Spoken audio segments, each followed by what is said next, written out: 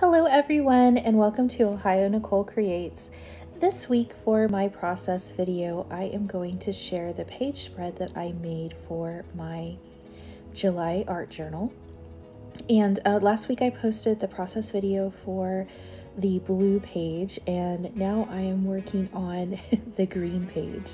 And for this particular journal, I am using ephemera elements from the recipe to create kit from UpWrinkled.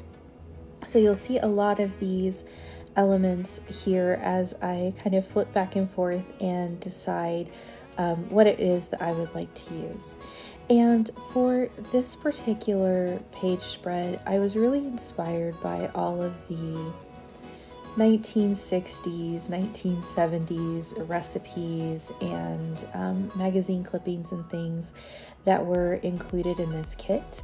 And that really kind of cool, well, I don't know if it's cool or just retro now, but that avocado green appliance color that used to be really popular in the first home that I moved into. I rented with my daughter when I was young. We had avocado green appliances, and they were well past their new date and into the kind of I guess retro. So it was really kind of fun to look at these recipes and to think about that. So that was a quick flip through of what was included in the kit. Just lots of recipes and other elements that that were really neat. And so I decided that I wanted to use a woman as a focal point and then kind of surround her with these recipes and these weird food ideas that were popular in the 60s and the 70s. What you see here is I'm just kind of cutting out images and playing around. I did a green wash on the page using emerald green watercolor. And then I just darkened it up with a little bit of tan to give it kind of that grungy look. And there are a couple of elements that really stood out to me. And the first was, of course, this woman, and then these stamps. A lot of times supermarkets used to have, like we have reward cards now, but they would use stamp books and things. And so I thought that that was really kind of a cool pop element to put in. And then a receipt, a restaurant check receipt. And then there was this really neat recipe for pea salad.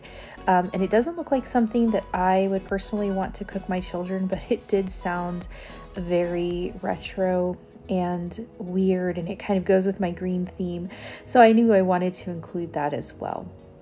So I'm just kind of arranging elements on the page and deciding what it is that I would like to use. I usually like to pick the 3 or 4 big elements that I would like to include and then fill in or build the space with smaller elements. So one of the things that really stood out to me on the recipe pages that I was sent were these line work drawings of different food items. And so I am cutting these out so that I can enhance the images and also use them in the journal as I move forward.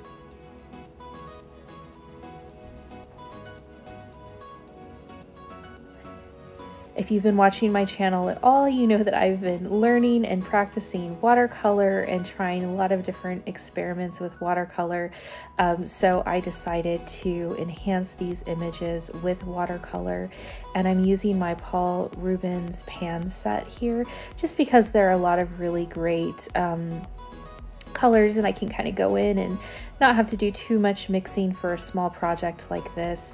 And so I'm just staying true to what I hope the vegetable and food color would be, and just coloring these in to give them another layer of interest for the collage.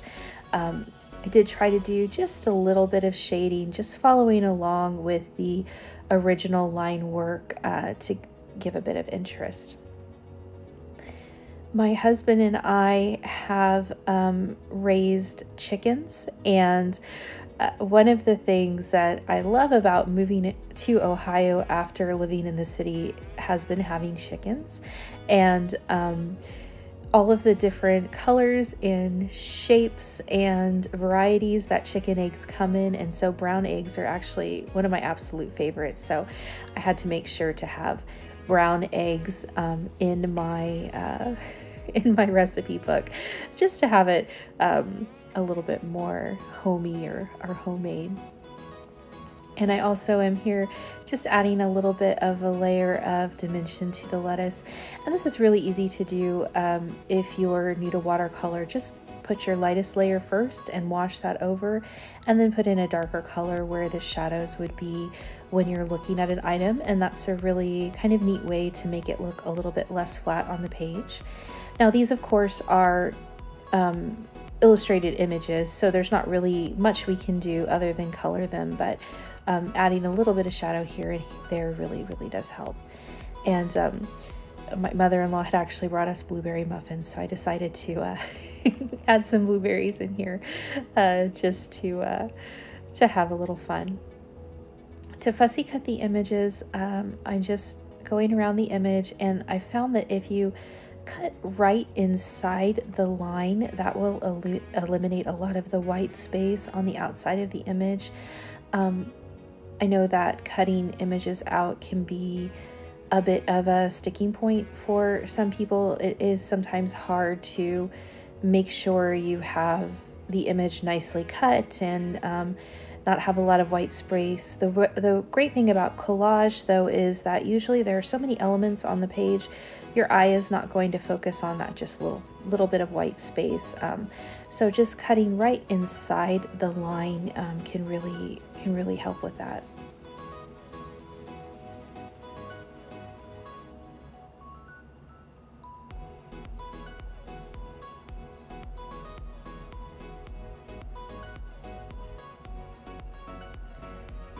This particular kit came with some really cool stamps with coffee and breads and grains on them, and I didn't actually use them in this particular journal page, but I have some ideas for how to use them in the future. What I am focusing on here is a specific recipe, and it's for red beans and rice. And I'm just using my magnetic mat and ruler to get some nice deckled edges here, and to just give a nice rectangular shape. Sometimes I like to rip by hand and sometimes I like to use the ruler, but I did want to be sure to get the entire recipe, so I decided to use the ruler to give that nice kind of fuzzy edge, just to add a little bit more dimension. This piece was actually on the top of another recipe book. It was an advertisement for a food brand. And when I saw this, it reminded me so much of the wallpaper that my grandmother had in her kitchen, which had little fruits and vegetables on them with like this funky kind of yellowish background. And so I just really liked that, and so I decided to rip the strip out, and of course it's not very neat or clean, but I just wanted to give that appearance of having that kind of one little strip of wallpaper here to complement the avocado green of the rest of the page. So I'm just filling it in with just a little bit of watercolor, and there was a little bit of color on the image already, but I wanted to make it more closely match some of the other elements on the page.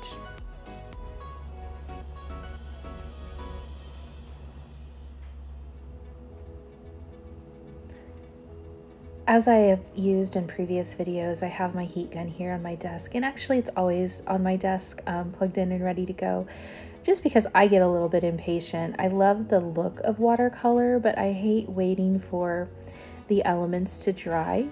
So if you are like I am and like to move between the various elements pretty quickly, then this is definitely something that you'll want to invest in, and just be sure it can melt elements and it can warp, especially things that have a lot of plastic in them. So just be careful if you do invest in one. The recipe card was a little stark on the page, so what I did was just went ahead and tried tried to muddy it up a little bit. Looked like maybe it had some fingerprints on it from cooking or something, just so it wasn't such a stark card on the page. I wanted to just give it a little bit more color there.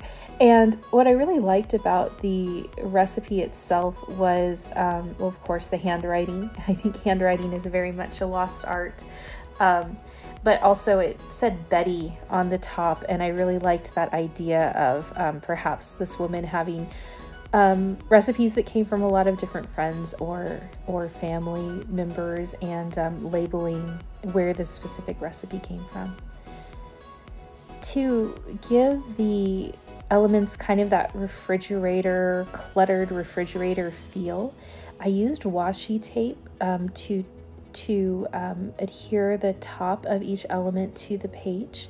And this was just so that it looked like something that was perhaps posted or stuck up on a refrigerator, just like we would see in our grandmother's or our mother's kitchens. So once I have these major elements in place, I'm going to go ahead and fill in with the pictures that I've watercolored. And it's just kind of a matter of deciding where the elements look best and where they look most natural. Of course, there's no rhyme or reason. It's just personal preference with this. And I do like to glue down everything, so I always put everything in place just to make sure everything looks good. And I decided that that green was just a little bit too bright. So I've come back and decided to kind of grunge it up, and this is what I was mentioning in the beginning about adding in a little bit of that brown. And I think I was very much inspired by my old appliances here, and I'm just adding a little bit of shading and dimension into the corners, just to kind of not have such a new pristine green. And I think it does add some interest to the page.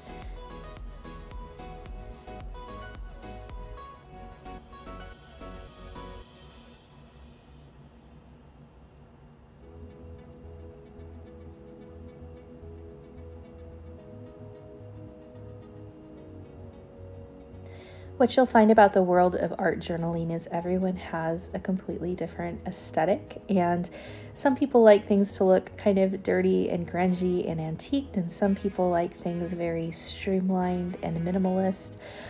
So there really is no right or wrong way to put these pages together. And my style kind of waffles back and forth, just depending on what kind of overarching idea or theme I am inspired by for each page. You'll notice that this particular page of my journal looks very different from the last, but it does kind of have some of the same stylistic elements.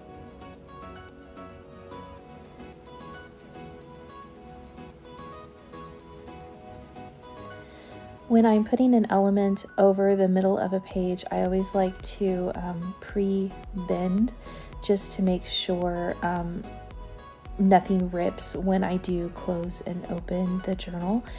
So if you do put something over the seam, just make sure that you've kind of tested it to make sure that it has enough give to open and close there in the middle. I do like to overlap because I think it makes the page look more unified when the journal is open, and not everyone does like to do that, but that's something that I really like to do, just so we have a more kind of even visual field. But if you do, just make sure that you've tested it out. When I first started, I would actually glue things down and then I would close and open, and sometimes the elements would kind of lift up or rip off a little bit. So that's one tip I can offer you to save you a little bit of time and heartache later on down the road.